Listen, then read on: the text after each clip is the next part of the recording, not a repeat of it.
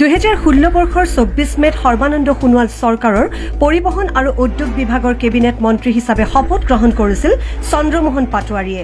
পূৰ্বৰ প্ৰফুল্ল কুমাৰ মহন্তৰ নেতৃত্বাধীন অগপ চৰকাৰৰ দুটাকৈ কাৰ্যকালৰ কেবিনেট মন্ত্ৰী পাটোৱাৰীৰ হাতত সৰ্বানন্দ সোণোৱাল চৰকাৰৰ দুটাকৈ গুৰুত্বপূৰ্ণ বিভাগক্ৰমে পৰিবহণ আৰু উদ্যোগ বিভাগ ন্যস্ত হোৱাত অসমৰ পৰিৱৰ্তনকামী ৰাইজেও বেছ উৎসাহিত হৈ পৰিছিল। মন্ত্ৰী পাটোৱাৰীৰ ওপৰত পৰিবহণ বিভাগৰ কেবিনেট মন্ত্ৰিত্বৰ দায়িত্ব অৰ্পণৰ এসপ্তাহ পূৰ নহওঁতে পাটোৱাৰীয়ে বিভাগটোত এক বৃহৎ ৰদবদল ঘটাইছিল। সেই উল্লেখযোগ্য ৰদবদলত পৰিবহণ বিভাগৰ প্ৰধান সচিবৰ আসনলৈ আশুতোষ অগ্নিহোত্ৰী, পৰিবহণ বিভাগৰ আয়ুক্তৰ চকীলৈ পুৰু গুপ্তা আৰু অসম ৰাজ্যিক পৰিবহণ নিগমৰ পৰিচালন সঞ্চালকৰ আসনলৈ আনন্দ প্ৰকাশ তিৱাৰীৰ আগমন ঘটিছিল।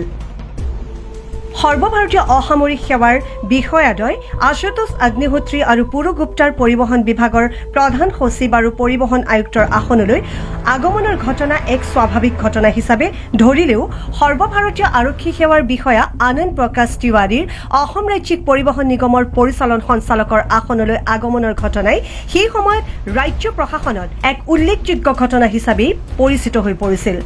যি কি নহওক, দুগৰাকীকৈ সৰ্বভাৰতীয় সেৱাৰ বিষয়া আৰু এগৰাকী সৰ্বভাৰতীয় আৰক্ষী সেৱাৰ বিষয়াৰ একে সময়তে পৰিবহণ বিভাগলৈ আগমনে ৰাজ্যৰ পৰিবহণ বিভাগটোক এক নতুন গতি দিবলৈ সক্ষম হ'ব বুলিয়েই ৰাইজেও ধৰি লৈছিল। পিছে গালু বালু সকলো খোলাকুটিৰ তাল হৈ পৰিল। অগ্নিহোত্ৰী, গুপ্তা আৰু তিৱাৰীৰ আমোলত ৰাইজে ভবাৰ দৰে পাটোৱাৰীৰ পৰিবহণ বিভাগ উল্লেখযোগ্য পৰিৱৰ্তন সংঘটিত নহ'ল। উল্লেখযোগ্য পৰিৱৰ্তনৰ বিপৰীতে পৰিবহণ বিভাগক পতনৰ দিশে তিল তিলকৈ ঠেলিহে দিলে এই তিনিওগৰাকীকৈ উচ্চ পদস্থ বিষয়াই। বিগত 5টা বছৰত বিভাগটোত কোনো নতুন পৰিৱৰ্তন আনিবলৈ সক্ষম নোহোৱা এই তিনিওগৰাকী হেভিৱেট বিষয়াই শেহতীয়াকৈ মন্ত্ৰী পাটোৱাৰীৰো সংগ ত্যাগ কৰিছে। দুই IAS বিষয়া অগ্নিহোত্ৰী আৰু পুৰু গুপ্তাই ইতিমধ্যে ডেপুটেশ্যনত বদলিৰ সুযোগ গ্ৰহণ কৰি অসম ত্যাগ কৰিছে।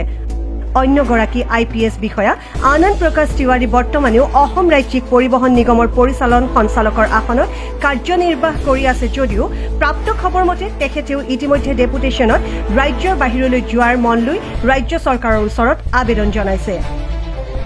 বিগত 5টা বছৰে পৰিবহণ বিভাগত সদল বলে কাৰ্যনিৰ্বাহ কৰি ৰাজ্য চৰকাৰৰ তিনিওগৰাকীকৈ মুধাফুটা উচ্চ পদস্থ চৰকাৰী বিষয়াই বিভাগটোক পতনৰ দিশে ডিঙিলৈকে বুঢ়াই শেহতীয়াকৈ তিনিওগৰাকীয়ে ডেপুটেশ্যনত অসম এৰাৰ ঘটনা বেছ তাৎপৰ্যপূৰ্ণ বুলিয়েই বিবেচিত হৈছে। Special investigation report any Bharat.